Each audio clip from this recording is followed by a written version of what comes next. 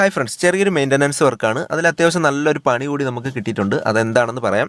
അപ്പോൾ ഈ ഒരു ബോർഡിലുള്ള ഒരു 4-5 സ്വിച്ചുകൾ കംപ്ലൈൻ്റ് ആണ്. അപ്പോൾ ആ ഒരു സ്വിച്ചുകളെ മൊത്തത്തിൽ അങ്ങ് ചേഞ്ച് ചെയ്തിട്ട് ഒന്ന് ഫ്രഷ് ആക്കി എടുക്കാനാണ് ഓണർ പറഞ്ഞേക്കുന്നത്. അതോടൊപ്പം തന്നെ ഈ ഒരു ഫാൻ ഇവിടെ റെഗുലേറ്റർ ആഡ് ചെയ്തിട്ടില്ല. അപ്പോൾ ഒരു റെഗുലേറ്റർ കൂടി നമുക്ക് ഇനി ഇതിനകത്ത് ആഡ് ചെയ്യണം.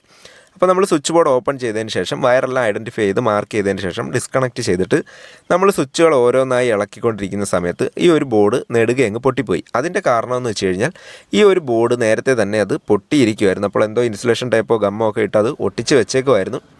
അപ്പോൾ നമ്മൾ ആ ഒരു സ്വിച്ച് ഇളക്കുന്നതിനോടൊപ്പം തന്നെ ആ ബോർഡ് അങ്ങ് നെടുകെ പൊട്ടിപ്പോയി.